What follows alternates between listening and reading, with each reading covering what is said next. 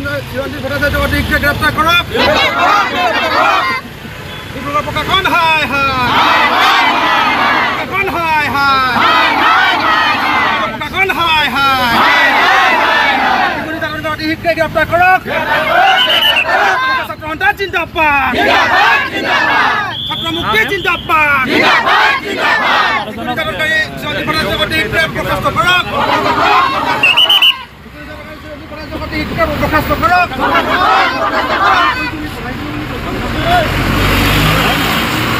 নিৰ্যাতনকাৰী গ্ৰেপ্তাৰ কৰক। চৰাইদেউ প্ৰশাসন হাই হাই, নিৰ্যাতনকাৰী প্ৰশ্ৰয় দিয়া চৰাইদেউ প্ৰশাসন হাই হাই। মৰাণ উচ্চতৰ মাধ্যমিক বিদ্যালয়ৰ অধ্যক্ষ চিৰঞ্জীৱ ভট্টাচাৰ্যক গ্ৰেপ্তাৰ কৰিও মুকলি কৰি দিয়াৰ প্ৰতিবাদত উত্তাল মৰাণ নগৰ।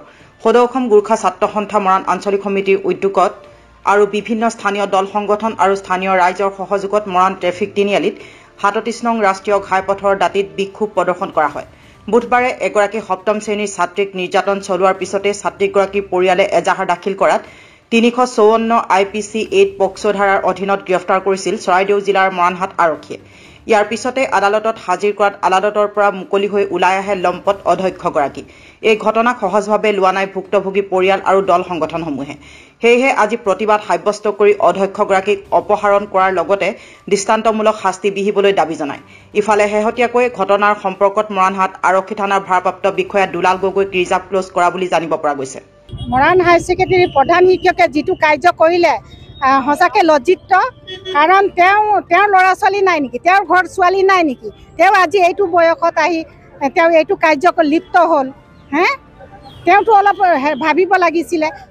ৰক্ষকে যদি ভক্ষক হয়, আমি শিক্ষাগুৰু মানুহ, আমাৰ ল'ৰা ছোৱালী আজি ক'ত সুৰক্ষিত? ক'ত আমি কেনেকৈ পঠিয়াম স্কুলত? আমাৰ ছোৱালীবোৰক এতিয়া টিউশ্যন দিবলৈ ভয় লগা হ'ল, স্কুলত পঠিয়াবলৈ ভয় লগা হ'ল। কি বিশ্বাসত আমি পঠিয়াম? আমাৰতো বিশ্বাসে নাইকিয়া কৰিলে তেখেতে। তেওঁ এজন বয়সস্থ এজন শিক্ষাগুৰুৱে ল'ৰা ছোৱালীক ছাত্ৰ ছাত্ৰীক কেনেধৰণে ব্যৱহাৰ কৰিব লাগে, নিজৰ ল'ৰা ছোৱালী লিখীয়া তেওঁ নজৰ ৰাখিব লাগিছিলে।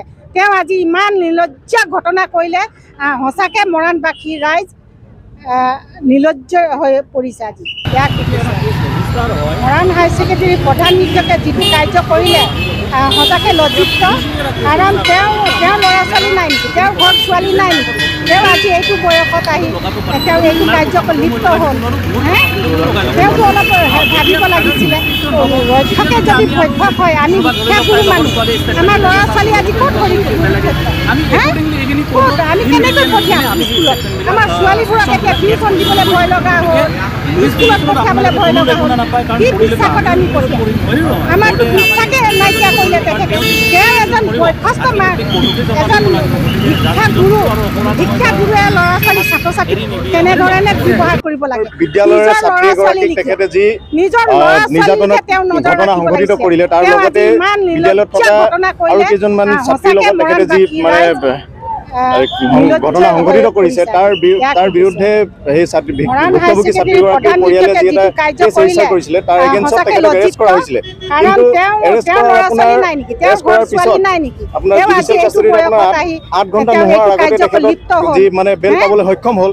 তাৰ কাৰণে আমি আজি সকলো ক্ষোভিত, আজি মৰাণবাসী ৰাইজ আমি সকলো ক্ষোভিত যে কি কাৰণত এজন শিশু নিৰ্যাতনকাৰী ইমান সোনকালে কোৰ্টৰ পৰা বেল পাবলৈ সক্ষম হ'ল। সেই প্ৰতিবাদত আমি আজি এই প্ৰতিবাদী কাৰ্যসূচী গ্ৰহণ কৰিছো।